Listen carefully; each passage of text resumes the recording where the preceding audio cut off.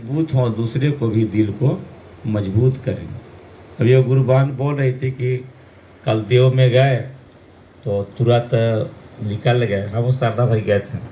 देखिए होता है ना कि जहाँ शिव चर्चा सामने में खाना बनाए पापड़ छानिएगा तो ध्यान कहाँ रहेगा, सही बताइए तो।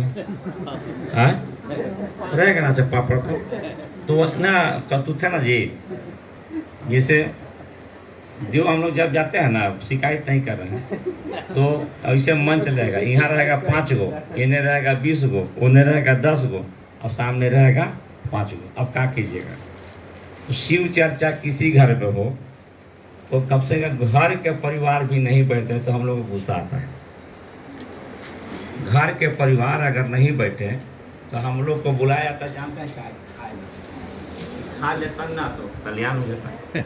देखिए आपके घर वहाँ जब गए, वहाँ फिर पचौपड़ कल गए थे तो वहाँ लोग सुन रहे थे।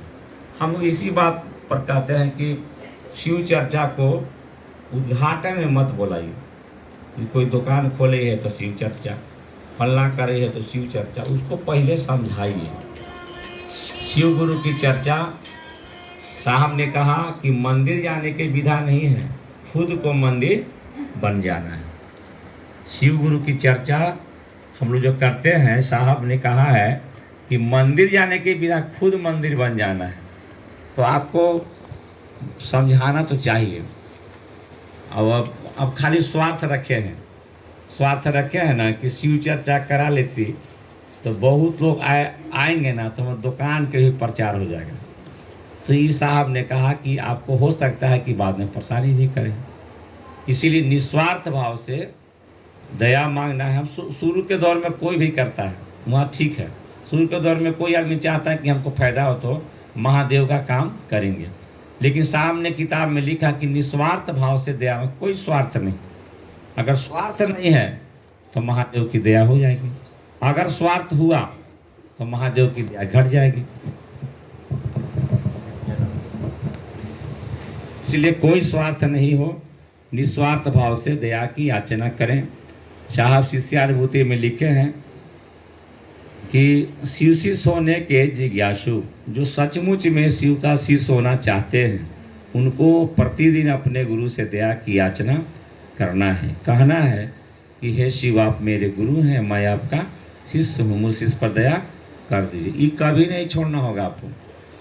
अब 10 साल के चेला हैं कि 20 साल के, रोज महादेव से कहना ही होगा। हाँ, मन में एक विचार बनाइए कि दया मांगेंगे तो पहले दया मांगते थे तो एक और काम के लिए मांगते थे, अब जो महादेव से दया मांगते हैं महादेव के काम बढ़ाने के लिए मांगते हैं। तो कि दोनों में अंतर हुआ कि नहीं। एक आदमी मंदिर गया तो भाई कुछ मांग लिया, गलत नहीं किया, लेकिन फिर अगले बार गया तो धन्यवाद दिया कि सरकार हम जो मांगे थे ना आप हमको पूरा कर दिए, इसीलिए आपको धन्यवाद देने आए हैं। देखिए तू बढ़िया काम किया कि नहीं। एगो मांगा तो एगो मिल गया, फिर गया कि मांगे से तो मिलबे करता है, फिर जाके मांगा, फिर मिल गया, फिर जाके मांगा। अपने तो मांगबे कर, दूसरा से भी कहेगा कि जाना बड़ी मिला ही, अब कोई लौटाता नहीं है। तो भाई नहीं लौटाइएगा तो भाई आपको तो नियम है कि किसी का खाए हैं तो उसका कर्ज हो जाता है। नहीं आदमी कहता है कि पूर्व जन्म में लगता है कि हम आपसे कुछ खाए थे तो कर्जा भर रहे, नहीं आदमी कहता है। तो ये सही बात है। इसलिए महादेव दया किए हैं तो आप ही लौटाइए। क्या लौटाइएगा तो शिष्य भाव दीजिए, शिष्य भाव दीजिएगा, दूसरे को समझाइए कि शिव मेरे गुरु। गुरुदक्षिणा क्या है। शिष्य के द्वारा प्रकट की गई कृतज्ञता को गुरुदक्षिणा कहते हैं। तो साहब ने कहा कि यहाँ तो कुछ देना ही नहीं है, यहाँ आप मन से मन लगा के और महादेव के काम में दूसरे के दिल में शिव उतार दीजिए। इसीलिए साहब किताब में एक जगह लिखे हैं कि मात्र सोचने से, साहब लिखे हैं अपने बारे में कि मेरे सोचने से बहुत का कल्याण होने लगा। साहब सोचे भी नहीं थे, साहब किताब में सोचे भी नहीं थे कि ऐसा हो सकता है। तब ना ये शिष्यानुभूति में लिखा है कि मेरा मन आह्लादित हुआ, खुश हुआ कि महादेव ऐसे भी कर सकते हैं। जो भी आप मंच पर जो भी आता है तो कुछ अनुभूति बताता है ना कि मेरे साथ महादेव ने ऐसा किया, साहब ने ऐसा किया।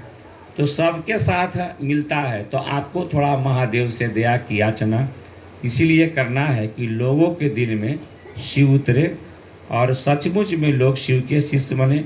बताने का काम साहब किए हैं और वही करते रहेंगे। हम और आप धरती से हैं कुछ दिन में चले जाइएगा तो आप बोलिएगा तो साहब भी चले गए, लेकिन साहब गए नहीं। आप जाइएगा तो आपकी बात मर जाएगी, लेकिन साहब की बात चलती रहेगी। न्यूटन चले गए, न्यूटन चले गए कि पेड़ से जब फल गिरता है तो नीचे काहे आता है, ऊपर काहे नहीं गया? तो खोज किया गुरुत्वाकर्षण का बल है, तो सिद्धांत लागू हुआ। न्यूटन मर गया लेकिन सिद्धांत तो आज भी चलता है। साहब का सिद्धांत आज नहीं, करोड़ों साल तक ऐसे चलते रहेगा, वो बंद नहीं होगा। शिव गुरु हैं, ये बंद नहीं होगा। हम और आप जो करेंगे ये बंद हो सकता है, लेकिन साहब जो किया ये बंद नहीं होगा। इसलिए उनका बात पर चलना होगा। साहब ने कहा कि वह डाली पकड़ो जो मजबूत है, नहीं जैसे बंदर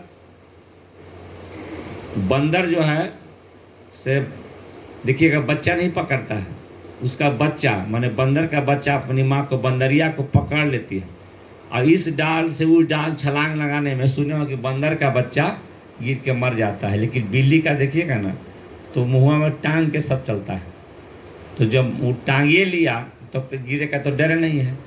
तो एक ही डाली मजबूत है जिसका नाम है साहब श्री अजनंद जी, बाकी डाली कमज़ोर है।